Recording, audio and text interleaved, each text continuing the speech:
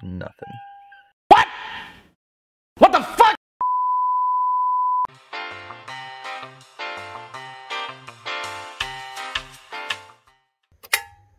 Yeah, so it's definitely coming from over here.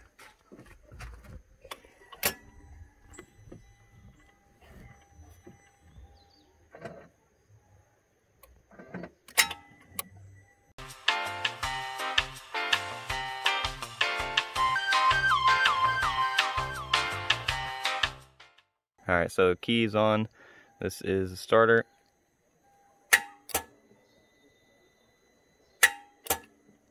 So, definitely a starter issue. So, got the car running, as you guys can hear. It's at an angle, and I think it's a little low on oil, so there's a little bit of a tick going on. But you want to tell them what we had to do to get it started? Mainly, this guy crawled underneath the car. You go bang bang with a hard piece of metal on the starter, and then bang bang start. Yeah, so basically it was just clicking whenever I turned the key on, and I was just repeatedly trying to turn on and off the car while he was banging on the starter. He tried with the wrench and the hammer, but then I guess after that wasn't really working, so he just started hitting it with the wrench itself on the side of it. Was it on the bottom or like on the side of it?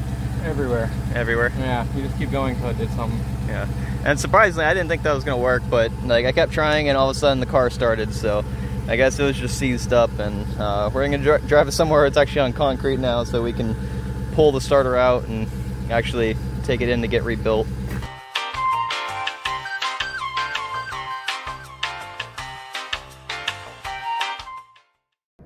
So the solenoid is right there on the right, starter is on the left, the big guy right in the center.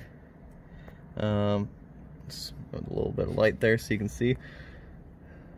Alright, so we're believing that it's those two bolts right there. I'll try to highlight them on the screen for you guys, but the bottom one to the left, and not the far right one, but the guy in the middle right there, we're thinking is those two. We're not sure if this bolt down here, or the one right there, is part of the starter or not. It might be on the starter as a bracket or something. We're just thinking it's those two for right now.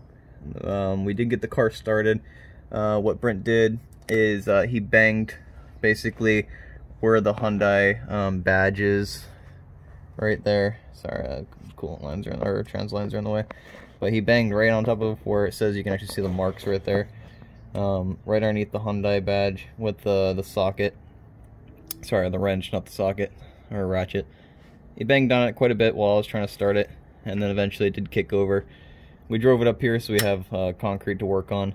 And it did actually restart once I turned the car off. It turned right back on perfectly fine, but intermittent issues like that, it could leave you stranded one day, so we're gonna do the smart thing and just pull it off, and then basically get it rebuilt or buy a new one to stick in here. So unless you already have a new starter, this might be more than a one-day project, unless you have a good guy next to you that can actually rebuild it, but we'll see.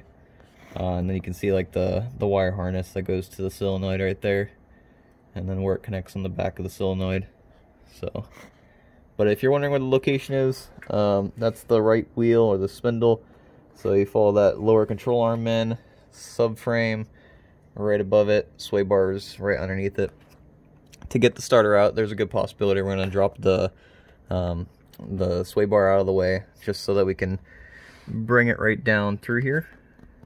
We should have enough clearance. Like I said, the car just got ran, so the catalytic converters are extremely hot, so we're going to let it cool down before we're even attempting to get up there. Alright, so I'm going to be attempting to pull the starter real quick, and I got the 10 mil right here. I'm going to try to take this bracket off, so it's that one bolt right there. And then after that, I'm going to try to crack that one loose and crack that one loose. Sorry, it's kind of hard to focus on that one up there. Crack those both loose, see if I can wiggle the starter out, and then I'm going to see about unplugging it from the back once I have it like down here. I'm going to try to like wiggle it through the bracket for the cat and the sway bar right here. Just pull it down through this like little area right here. So we'll see how it does. Alright, so went ahead and cracked these 2 bolts loose, the bottom one right here and the top one, and as you can see, the shininess right there and some threads, so the starter is already starting to come out a little bit.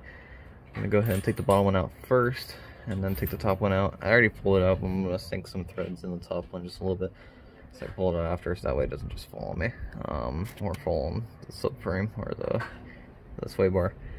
But once I get those 2 out, I'm going to lower it down nicely and try to wiggle it through here. Alright, so got those bolts out, and the wire's still attached, but there's plenty of slack on it. Got it pushed out to the side okay, real quick. I recommend doing this if the car's been sitting for a while, because even though the exhaust cooled down, like the catalytic converter I can actually hold and it's fine. The oil pan, the transmission, like all that is still extremely hot. And apparently the starter itself is also extremely hot. So I'm actually using like a wad of shop towels to maneuver it, which makes it kind of hard to see what's going on. But basically just gotta twist it a little bit and then I should be able to get it down. But the hard part is, if you can see the back right there, it's hitting the subframe and it's also hitting the shield for the exhaust. So you gotta kind of, I'm guessing, push it to the left, rotate it to the right, lift up the back, and then slide the front down towards me. So that's what I'm gonna try to do, and then I'll recap once I have it out. Alright, so I recommend having a jack stand ready so you have something to set it on. I believe it is a 12 mil with a connector right there. The connector you just press down on the top right here and then pull it out. So it's a 12 mil right here, and then I got this guy right here, which is a 3/8 with a 12 on it. Am I recording real quick? Or yeah, he's just gonna do it real quick. So I'll hold this. Alright, so that just came off. That's right there. So I'm just gonna basically wiggle this connector off, set that aside, and the starter is now free. So this is the OEM starter.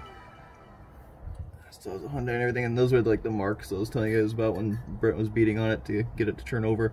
So he was beating on it while I was trying to crank it, and then it actually did crank over, and then we drove it here, and then once we did have it here, I turned it off. It turned back on, but those intermittent issues, it could just leave you stranded one day without having to re-bang on it again. So I'm just gonna get this rebuilt or just buy a new one to replace it.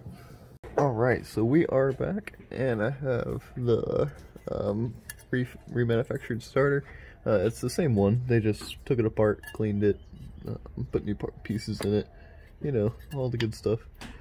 Painted the shield and housing, but it's gonna connect the connector right there. Go ahead and put the harness on this board there. They gave me a new bolt. I'll probably use the old one just so it's factory. And then yeah, put it all back together. Should be interesting to slip it back through there. So I'm just gonna do reversal of installation, or reversal or removal to install it, and hopefully all goes good. Alright, so I did connect the wires.